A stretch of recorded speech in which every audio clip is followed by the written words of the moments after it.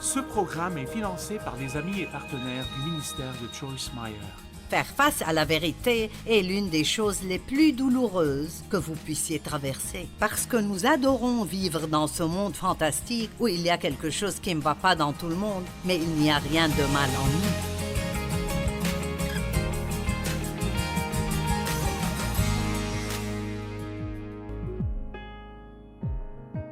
Merci de vous joindre à nous sur Vivre pleinement votre vie de tous les jours. J'ai commencé hier à parler du problème de l'offense et de la façon dont c'est un outil que Satan utilise pour essayer de nous faire dérailler et de détourner notre attention de Dieu. Il y a tellement d'occasions d'être offensés. Et hier, nous avons parlé des offenses que nous avons entre les gens et de l'importance de laisser passer ces choses. En fait, si vous étudiez le mot « offense » dans la langue grecque, il vient du mot « scandalon », ce qui signifie la partie du piège à laquelle l'appât est accroché. Donc, j'ai fait une analogie avec le fromage que vous mettez sur la souricière. Vous n'attraperez pas la souris si vous n'avez pas d'appât. Et l'offense, être offensé, est l'appât que Satan utilise pour nous entraîner vers des problèmes plus profonds. Mais les gens ne sont pas la seule chose avec laquelle nous avons des problèmes quand on parle d'offense. C'est probablement la chose la plus importante et la plus fréquente. L'une des choses par lesquelles les gens sont facilement offensés est la vérité. Jésus est venu, il a dit « Je suis le chemin, la vérité et la vie. Nul ne vient au Père que par moi. » Donc, nous devons apprendre ses voies et les suivre. Nous devons apprendre qu'il est la vérité et que tout ce qu'il dit dans sa parole est la vérité et recevoir cela avec un esprit de douceur et d'humilité. Et il nous donne une vie, pas seulement une vie que nous vivons, mais je veux dire la vie comme Dieu l'a. Je pense qu'aucun d'entre nous réalise à quel point le Seigneur veut vraiment que nous soyons heureux et à quel point il veut que nous ayons la paix et à quel point il veut que nous marchions dans l'amour. Et je ne sais pas pour vous, mais je suis tellement fatiguée de voir les gens si facilement offensés et si susceptibles. Et tant de gens sont en colère et il semble que tout le monde a un plan, quelque chose pour lequel il veut se battre. Eh bien, je ne peux pas leur faire ma volonté, mais je ne vais pas les suivre. Je veux garder ma paix. Maintenant, si je vous disais, y a-t-il un domaine dans votre vie où vous devez changer? J'espère que vous diriez oui. Il pourrait y avoir des personnes qui pensent qu'elles sont parfaites, mais je pense que la plupart d'entre nous sont conscients que, oui, vous savez, je pourrais faire mieux dans ceci ou dans cela. Et Dieu veut nous aider à nous améliorer tout le temps. Notre objectif devrait être d'être comme Jésus. Et donc nous continuons à apprendre à propos de lui et à regarder comment il a fait les choses afin de pouvoir suivre son exemple et être de plus en plus comme lui. Et nous voulons que cela le glorifie, mais aussi que le monde puisse voir Jésus à travers nous.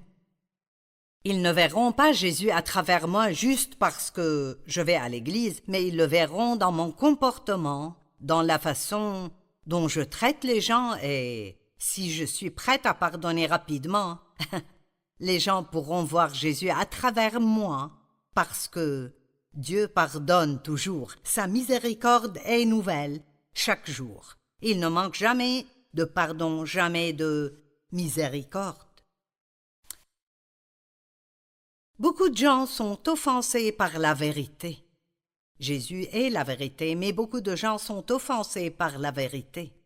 Jean 8, 31 et 32, il dit aux Juifs qui avaient cru en lui, « Si vous demeurez dans ma parole, vous êtes vraiment mes disciples, vous connaîtrez la vérité et la vérité vous rendra libre. » Eh bien, ce n'est pas seulement entendre la vérité qui vous libérera, c'est appliquer la vérité à votre vie qui vous libère.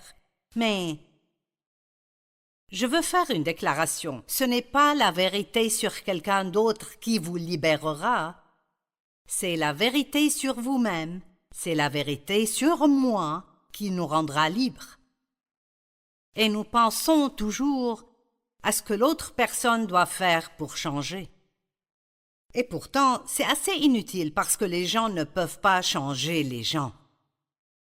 Et quand deux personnes se marient et elles sont très différentes l'une de l'autre, en fait, elles sont attirées l'une par l'autre à cause de leurs différences, puis elles commencent à vouloir se changer l'une l'autre. Et alors, la bataille commence. Et plus vous essayez de faire en sorte que quelqu'un soit ce que vous voulez qu'il soit, plus vous l'éloignez de vous. Maintenant, il y a des choses dont nous devons discuter les uns avec les autres et des choses dont nous devons parler.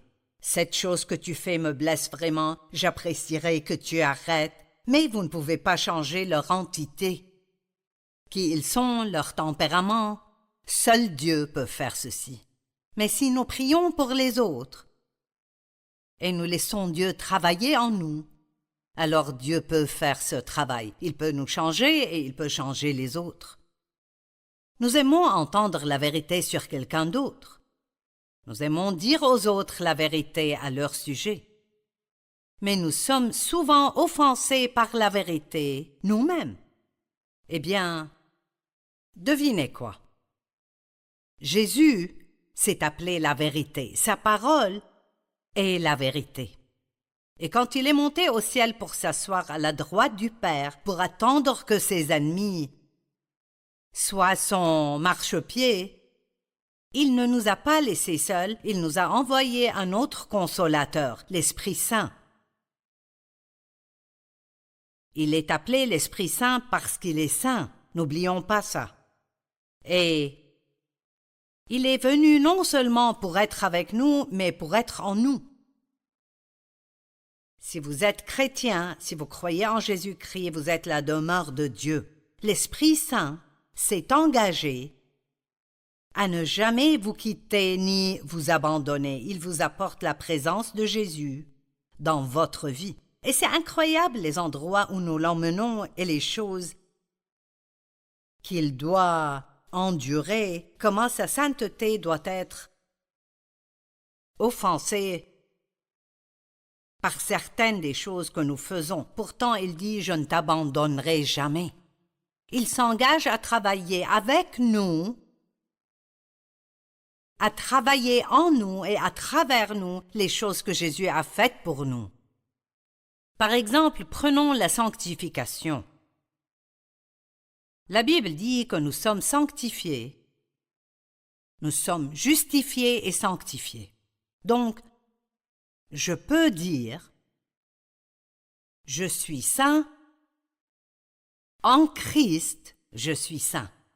Pourtant, cette sainteté n'est pas encore totalement manifestée dans ma vie, mais le Saint-Esprit est l'agent de la sanctification. C'est lui qui travaille en moi cette chose que Jésus a faite pour moi. Il y a beaucoup de choses que Jésus a achetées pour nous légalement avec son sang qui nous appartiennent, mais elles ne sont pas à nous par expérience parce que nous n'avons pas permis au Saint-Esprit de nous aider à en faire une réalité. Par exemple, les fruits de l'Esprit sont en nous, l'amour, la joie, la paix, la patience, la bonté, la douceur, l'humilité, la maîtrise de soi, mais ils sont en nous comme des graines. Je ne sais pas pour vous, mais je trouve la patience difficile. Et le Saint-Esprit travaille en moi et m'aide à développer cela en moi. Ainsi, le rôle du Saint-Esprit est si merveilleusement et incroyablement important pour nous parce qu'il travaille avec nous à chaque seconde pour essayer de nous enseigner la vérité et de nous guider dans toute la vérité. Jean 16, 13, quand l'Esprit de la vérité sera venu, Il vous conduira dans toute la vérité, car il ne parlera pas de lui-même, mais il dira tout ce qu'il aura entendu. Je me souviens de quand le Saint-Esprit a commencé à essayer de me guider vers la vérité sur moi-même et sur mon comportement. Ce n'est pas seulement la vérité de la parole que Dieu veut que nous sachions, mais il veut que nous appliquions cette parole à notre vie. Et nous ne pouvons pas avancer si nous ne regardons pas là où nous sommes. C'est une déclaration importante et j'aimerais vraiment que tout le monde y pense pendant une minute. Nous ne pouvons pas arriver là où nous voulons être, c'est-à-dire comme Christ, si nous ne voyons pas où nous sommes et nous n'avons pas à faire face à la condamnation. Il n'y a pas de condamnation pour ceux qui sont en Christ, mais l'Esprit Saint est celui qui nous convainc de choses qui ne sont pas comme elles devraient l'être. Je reçois une conviction. Joyce, tu ne devrais pas agir comme ça. Joyce, ton attitude est mauvaise dans cette situation. Eh bien, il faut que je sois reconnaissante pour cela, parce que, Dieu merci, à cause de l'Esprit Saint dans ma vie, je n'ai pas à vivre dans les ténèbres et à maltraiter les gens sans même savoir que je le fais, parce que le Saint-Esprit me dira « N'agis pas comme ça ». Eh bien, j'ai deux choix. Je peux recevoir cela avec gratitude et lui demander de m'aider et de me changer, ou je peux être offensé par cette vérité. Et que se passe-t-il lorsque nous sommes offensés? Donc, disons par exemple, il y a quelques jours, l'un de mes enfants m'a corrigé à propos de quelque chose que j'ai fait et je n'aurais pas dû faire ça. Et j'ai pu dire « Tu as tout à fait raison et je suis désolée. Je vais vraiment essayer de ne plus faire ça de nouveau. » Mais je vous le dis, j'ai fait de grands progrès parce que, il y a 20 à 30 ans, je n'aurais pas accepté ça. J'aurais été offensée par cela et j'aurais essayé de retourner cela et de lui dire « Tu fais la même chose. » Vous voyez, nous ne recevons pas la vérité avec humilité si au moment où quelqu'un nous confronte, nous essayons de lui renvoyer quelque chose. La Bible dit « Le fou méprise l'instruction ». Et je commence juste maintenant à arriver au point où j'aime un peu ça. Je n'y suis pas encore à 100%, mais je vois le principe si clairement et c'est que je ne peux pas changer si je ne reçois pas cela. Donc le Saint-Esprit a commencé à me guider dans la vérité sur moi-même et mon comportement. Et il a essayé longtemps avant même que je sois consciente qu'il essayait, mais nous devons vouloir le changement. Et c'était très douloureux. Faire face à la vérité est l'une des choses les plus douloureuses que vous puissiez traverser. Parce que nous adorons vivre dans ce monde fantastique où il y a quelque chose qui ne va pas dans tout le monde, mais il n'y a rien de mal en nous. N'essaie pas de me dire que quelque chose ne va pas chez moi, car il y a beaucoup plus de mal en toi qu'il n'y a de mal en moi. Et ma chair a essayé par tous les moyens de ne pas faire face à ce que Dieu essayait de me dire. Et quand vous entendrez ce qu'il me disait, vous comprendrez. J'ai dû faire face à... Tu es le problème, Joyce, dans ton mariage, ce n'est pas Dave. Oh mon Dieu! Tu as un problème d'orgueil, Joyce. Tu es négative. Tu es difficile à vivre. Tu es égoïste. Je suis contente que Dieu m'ait dit ces choses petit à petit. Tu t'apitoies sur ton sort à tout bout de champ. Tu ne fais pas face à la réalité. Tu n'affrontes pas les vrais problèmes de ta vie. Tu es contrôleuse, tu es manipulatrice. Et tu dois libérer ta famille et arrêter d'essayer de les changer. Eh bien, c'était, vous savez, une rencontre avec Dieu. J'avais tellement de problèmes de comportement à cause de mon enfance. Je n'ai pas eu de bon exemple. La seule façon que je connaissais pour obtenir ce que je voulais était de me mettre en colère jusqu'à ce que les gens cèdent. Et donc j'étais juste en colère la plupart du temps. Et quand je n'obtenais pas ce que je voulais, ma réponse était de m'apitoyer sur mon sort. Oh Dieu merci pour là où je suis maintenant. J'ai un long chemin à parcourir, mais je ne suis plus là où j'étais. Je ne suis pas là où je dois être, mais je ne suis plus là où j'étais. Je suis en route. J'ai dû apprendre à affronter la vérité. L'Esprit Saint est appelé Esprit de vérité. Jésus a dit « Je prierai le Père et il vous donnera un autre défenseur qui restera éternellement avec vous, l'Esprit de vérité, que le monde ne peut pas accepter parce qu'il ne le voit pas et ne le connaît pas, mais vous le connaissez car il reste avec vous et il sera en vous. » C'est ce qu'il a dit aux disciples. Eh bien, devinez quoi? Il est venu et si vous êtes chrétien, il est en vous. Et je prie que vous ayez une rencontre avec le Saint-Esprit et que vous disiez « Saint-Esprit, je veux que tu travailles dans ma vie, je veux savoir la vérité sur moi. Je veux sortir des affaires de tout le monde et arrêter d'essayer de les changer et je veux que tu me rendes comme Jésus. » Eh bien, je suis enthousiasmée alors que je suis là toute seule à prêcher à toutes ces caméras. Mais je sais que vous êtes là et vous vous tortillez peut-être un peu et vous vous dites « Oh, combien de temps a-t-elle encore ?» Mais c'est ce genre de choses qui vous aidera à mûrir dans votre relation avec le Christ. Jean 15, 26. Quand sera venu le défenseur ou le consolateur, il est aussi le consolateur, que je vous enverrai l'Esprit de la vérité, qui vient du Père, il rendra témoignage de moi. Eh bien, la vérité n'est pas agréable et facile pour notre chair. Jésus a dit la vérité aux pharisiens. Il leur a dit « Vous êtes une bande de faux ». Lisez Matthieu 23 si vous voulez voir le genre de vérité que Jésus peut donner aux gens. Il a dit « Vous dites à tout le monde quoi faire, mais vous ne le faites même pas vous-même. Et vous dites à tout le monde quoi faire, mais vous ne lèverez même pas le petit doigt pour les aider. » Il les a appelés un tas de tombes blanchies à la chaux pleines d'ossements d'hommes morts. Waouh! Eh bien,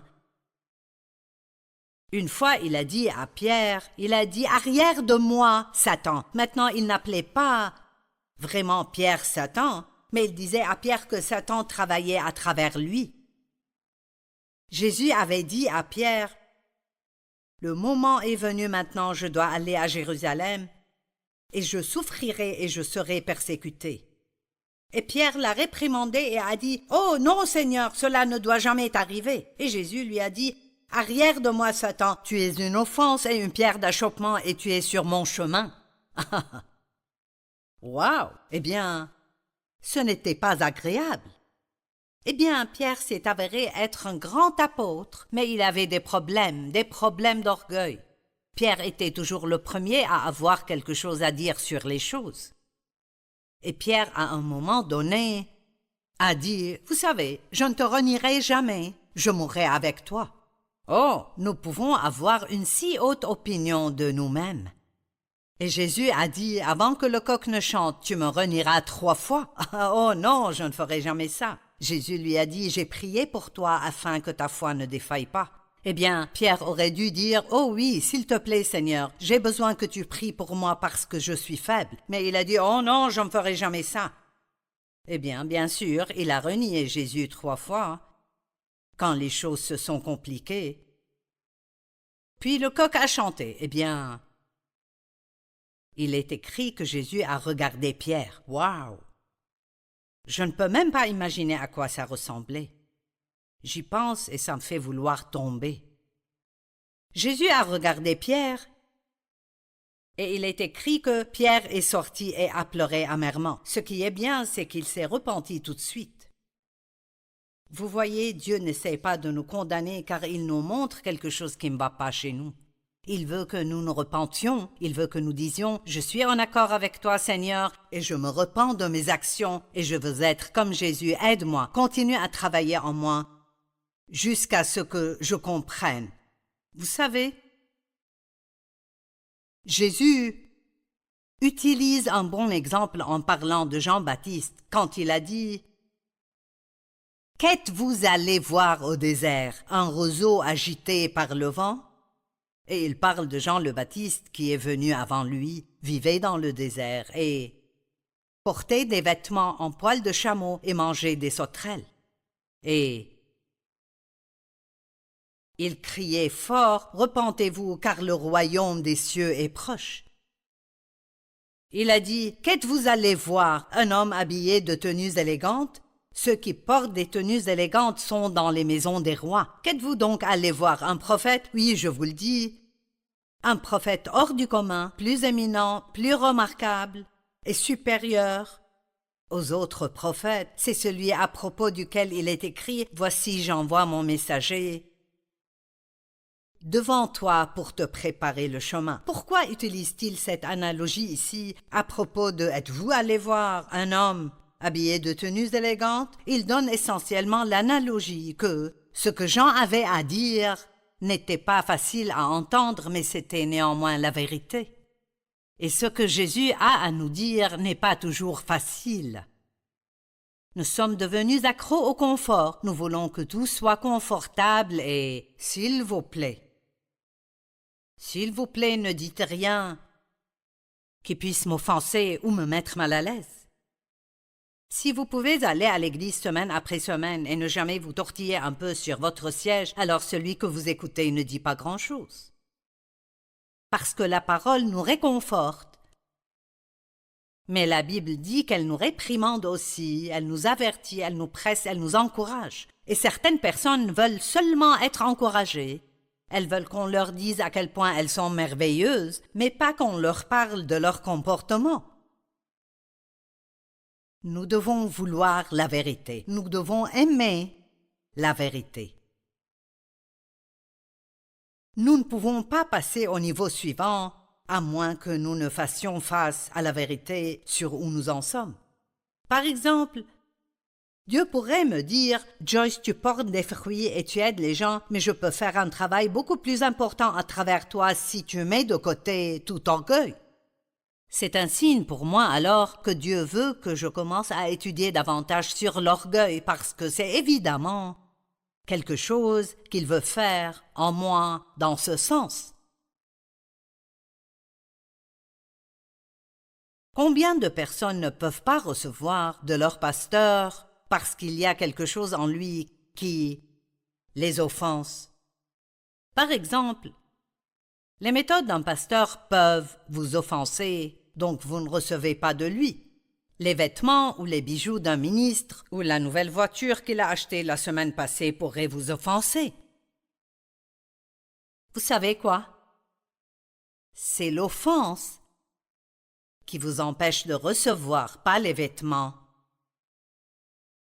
Vous savez, quand on sort et on fait des conférences, je fais une session le samedi matin et une autre le samedi après-midi. Ça fait 4 jours de télé. Et je changerai de vêtements entre la séance du matin et celle de l'après-midi. Et une dame m'a écrit et elle était offensée parce que je change de vêtements entre les séances. Eh bien, que Dieu la bénisse. Elle pensait que j'essayais de montrer mes nombreuses tenues, mais je ne voulais pas avoir la même tenue à la télé 4 jours de suite. C'est incroyable le nombre de fois où nous jugeons et critiquons ce que nous ne comprenons même pas. Et donc je vous demande avec moi, de grandir un peu et de laisser Dieu faire ce qu'il veut faire et d'arrêter de pleurnicher et de dire « Seigneur, montre-moi la vérité, enseigne-moi. Je veux recevoir de toi tout ce que tu veux me montrer, même si c'est difficile pour moi de l'entendre. »